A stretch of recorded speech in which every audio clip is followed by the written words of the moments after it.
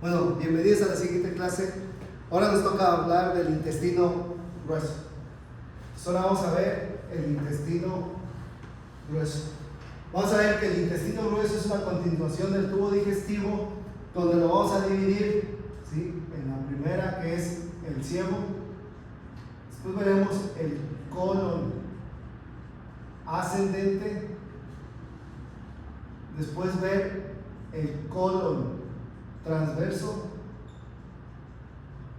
para después ver el colon descendente, el colon sigmoides y por último es el recto, el canal anal y por último se terminaría en el ano. Eso tendría que ser todo el intestino grueso. Bueno, vamos a empezar viendo el ciego. Habíamos quedado que el ciego es el que se iba a localizar por abajo, ¿sí?, de la unión entre el ilio y el intestino grueso, que se llamaba la unión iliocecal.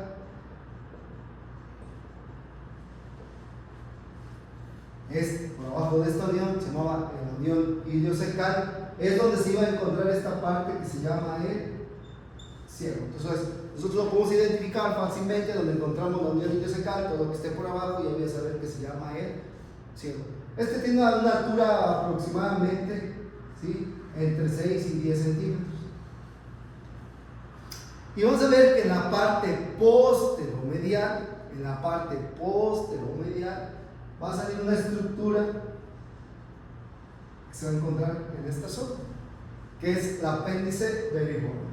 Este apéndice veriforme puede llegar a medir entre 5 y 10 centímetros también. Hay algunos que es muy pequeñita, mide 5 centímetros, otros que tienen más larga, que puede llegar a medir 10 centímetros. Si recuerden, se encuentra por la parte posteromedial del ciego, ¿sí? Después de esto vamos a empezar a ver y encontramos, ¿sí?, lo que se llama el colon ascendente. El colon ascendente, vamos a ver que tiene unas características especiales esta parte, en donde empezamos a ver que se empiezan a formar estas estructuras como si fueran unas válvulas, y estas se llaman austras, y que lo vamos a ver desde el ciego hasta el colon sigmoides. Después del colon sigmoides viene el recto, el canal anal, y estos ya son completamente lisos, ya no tienen austras. Entonces, el colon ascendente, el colon transverso, el colon descendente y el colon sigmoide sí tienen esta característica que lo hace diferente hasta el intestino delgado, que se llaman austras. Los otros no tienen austras, que son estas estructuras como si fueran unas válvulas. Después vamos a ver que este colon ascendente va a terminar en esta que se llama la flexura cólica derecha, que se encuentra principalmente ahí por abajito de la glándula del hígado, y cuando llega al hígado da vuelta para convertirse en colon transverso. Este colon transverso llega a la parte del lado izquierdo y se forma otra flexura, que es la flexura cólica izquierda, que se encuentra más o menos ahí abajito del vaso. Abajito del vaso vamos a encontrar, ¿sí?, esta flexura cólica izquierda. Dicen que aproximadamente este colon ascendente mide como 25 centímetros. Este es el más largo, que llega a medir hasta 50, 55 centímetros, el transverso. Y podemos ver que este llega a medir unos 35 centímetros, que es el colon descendente. Pues tenemos 10, 25, 75, 80, 90, 125, y este mide, el colon sigmoides, otros 25 centímetros. Quiere decir que este intestino grueso, si le medimos, llega a medir aproximadamente 1,5 metros. Aproximadamente nos dicen que 1,80 metros, pero aproximadamente es 1,5 metros. Vamos a ver que estas entonces ya vimos las austras que se encuentran dentro del colon transverso, que vendría siendo este. Como es muy largo, hay veces que no es recto completamente, sino cuando llega a la flexura cólica puede bajar, venir hasta la cicatriz umbilical y volver a subir. A veces que queda colgando, no es completamente recto. Si está muy largo, viene hacia la parte inferior y luego se va hacia la parte del lado izquierdo, ¿sí? Y luego vendría la flexura cólica del lado izquierdo, donde empezaría el colon descendente. El colon descendente, cuando llega a esta parte inferior, ¿sí?, está del lado izquierdo y se empieza a hacer para el lado medial. En cuanto se hace para el lado medial, se convierte en el colon sigmoides. El colon sigmoide, cuando llega a la parte medial, se hace inferior y se hace liso, e inmediatamente se convierte en el recto. Cuando vimos el peritoneo, ya habíamos visto que el apéndice se metía dentro de la bolsa del peritoneo y por lo tanto era un órgano intraperitoneal y que tenía un meso que se llamaba el mesoapéndice. Después vimos que el ciego y el colon ascendente están por atrás de esa bolsa, por lo tanto eran retroperitoneales, no se metían dentro del peritoneo. Pero después vimos que el colon transverso ese sí lo abrazaba completamente el peritoneo, se invaginaba en él, que hasta formaba un meso, que es el mesocolon transverso, ¿sí? Y este sí es intraperitoneal. Entonces este no es intraperitoneal, ya ves que el apéndice sí, pero ahora estamos viendo que el colon transverso también. Después se hacía colon descendente, y ese tampoco estaba dentro de la bolsa del peritoneo, estaba por atrás de la bolsa del peritoneo. ¿Sí? Si yo me pusiera de lado, la bolsa va a estar en la parte anterior y todos estos van a estar aquí en la parte posterior, que es el espacio retroperitoneal, que es el que queda entre el espacio del peritoneo y la columna vertebral. Ese espacio que está en ese es el espacio retroperitoneal, y ahí se van a encontrar esos órganos. Después, cuando llegamos al colon sigmoides, vemos que ese sí se mete dentro de la bolsa, que es más, formaba hasta un meso, que es el mesocolon sigmoides. Entonces ese sí formaba parte, ¿sí?, de los órganos intraperitoneales. Recuerde que aquí se formaba un meso, que era el mesocolon transverso, para acá le llamábamos, ¿sí?, la cavidad supramesocólica, y aquí le llamamos la cavidad inframesocólica. Algunos autores hasta les llaman órganos supramesocólicos, y los que están por abajo le llaman órganos inframesocólicos. Entonces, para que no se les olvide y ustedes puedan entender. Pues ya vimos más o menos cuánto mide, ya vimos algunas de las características que no tiene el intestino delgado, que es pregunta de examen. ¿Cuáles son las características especiales que no tiene el intestino delgado y que sí tiene el intestino grueso? Ya vimos una de ellas, que se llaman austras. Tienen austras, que son estas como válvulas que se forman. Tienen otras estructuras que también lo hacen particular y que se inician desde la parte posteromedial del ciego, ¿sí?, y se van por todo esta parte. Y estas son las estructuras de tejido liso, son lisos completamente, y se terminan en el colon sigmoide. Y estas estructuras que vienen así, se ven unas líneas en esta parte, ¿sí?, estas estructuras, que son tres, se llaman tenias. Entonces vamos a ver unas líneas que están en el intestino que se llaman tenias. Esas tenias son tres. La primera es la tenia aumental, que es esta parte de la parte inferior, es la aumental, porque ya habíamos visto que aquí estaría el estómago, la curvatura mayor del estómago, y aquí vendría el aumento mayor, que llegaba a la sínfisis del pubis, se venía por la parte posterior. ¿Y dónde se iba a insertar? Al colon transverso. ¿Y dónde creen que se inserta? Pues en esta tenia, que es la tenia, ¿sí?, aumental. Entonces las tenias son tres, y ya estoy viendo que la primera se llama la tenia aumental, y se llama aumental porque se va a insertar ahí el aumento mayor. Después tenemos la que está en medio, que se llama la tenia libre, porque esa no tiene absolutamente nada. Para después tener otra tenia que se llama la tenia mesocólica.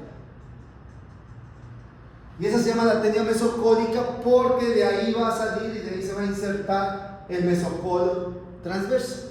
Entonces, por la tenia aumental se inserta el aumento mayor, la libre, su nombre lo indica, queda libre, y la tenia mesocólica es donde se va a insertar el mesocolon transverso, que viene siendo por la parte posterior. Y que acuérdense que ya se había dicho que nos formaba una fosa supramesocólica y una fosa inframesocólica. Entonces estas tenias también hace diferente al intestino delgado, ya que el intestino delgado por lo regular usted lo ve y es completamente liso.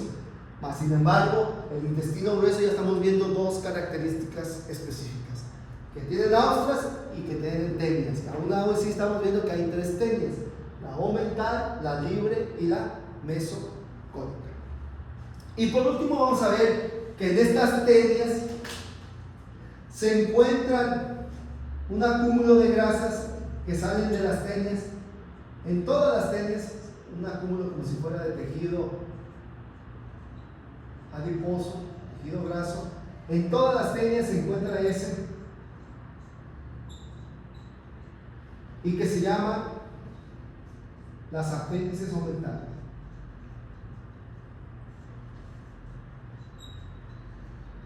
En todas las tenias lo vemos, en todo el trayecto, hasta donde termina, en el recto ya no hay, ¿sí? Entonces se llaman apéndices omentales. Entonces son las tres características clásicas que tiene el intestino grueso y que no tiene el intestino delgado, ¿sí? Recordemos que tiene austras, tiene tres tenias, que es la omental, la libre y la mesocólica, y tiene estas estructuras que se llaman apéndices omentales, que lo hacen clásico de este intestino. Una cosa importante es que recordemos que las tenias se originan de la parte posteromedial del ciego, y que habíamos quedado que ¿dónde se origina el apéndice? Pues de la parte posterior, ¿sí?, medial del ciego. ¿Qué quiere decir? En la raíz del apéndice, ahí es donde inician las tenias. Entonces es una indicación que si no encuentras el apéndice, pues sigues las tenias, y donde van a iniciar, ahí te vas a encontrar el apéndice. Entonces esto es algo importante. Y por último vamos a ver que una de las funciones de este intestino grueso todavía sigue siendo la absorción en menor cantidad, y que después, cuando veamos la irrigación, vamos a ver que casi la mitad derecha de toda esa absorción se va por la vena, ¿sí?, mesentérica superior, y luego vamos a ver que toda la porción izquierda se va por la vena mesentérica, ¿sí?, inferior, y que todas esas van a llegar al vaso. Después vamos a recordar que del vaso se forma una vena, que es la vena esplénica, que pasa por la mitad del páncreas, para después encontrarse a esta vena que viene aquí, que se llama la vena mesentérica, ¿sí?, superior, y que recuerden que entre la esplénica y la mesentérica superior forman la vena porta hepática, ¿sí?, y que trae casi todo esto del lado derecho. Luego lo vamos a ver, y del lado izquierdo lo va a llevar la vena mesentérica inferior. ¿Y a dónde se une la vena mesentérica inferior? A la esplénica. Entonces viene por aquí y se va a unir a la esplénica para que toda esa sangre se vaya por la vena porta y llegue a donde, a un órgano que nos importa, que se llama el hígado. Eso lo vamos a ver cuando veamos la irrigación, pero para que ustedes ya vayan viendo que toda esta absorción de los nutrientes que vienen del intestino delgado, principalmente del yeyuno y del ilio, y ahora que estamos viendo que también, ¿sí?, esto se absorbe y que está principalmente irrigado aquí por la vena mesentérica, ¿sí?, superior, que es lo del lado derecho, se va a ir hacia el hígado por medio de la mesentérica superior, y que recuerden que se va a unir a la esplénica y van a formar la vena porta hepática. Y la mesentérica inferior es principalmente de este lado izquierdo, pero que ya vimos que va a llegar a la esplénica y ahí se va a unir para que también se vaya por la vena porta hepática y lleguen todos los elementos hacia el hígado. Y también, pues una vez que ya va llegando principalmente en el colon descendente, una de sus funciones es donde se van a empezar a formar las heces fecales.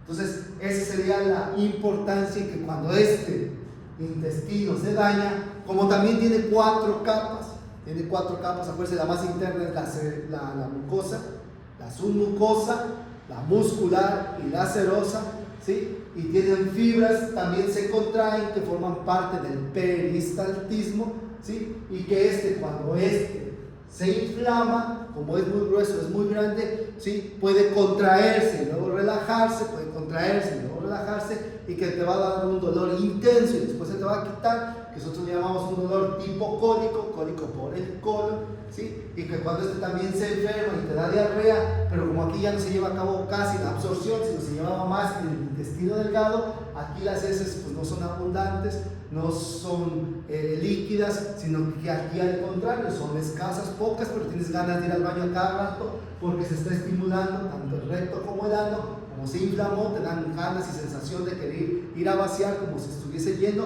y entonces son pacientes que van frecuentemente al baño, pero no hacen absolutamente nada, pero ellos sienten las ganas de ir a evacuar y les empieza a dar un dolor intenso y que eso les provoca ir al baño para ir a evacuar y no hacen absolutamente nada. Entonces son características de que nuestro intestino grueso está inflamado.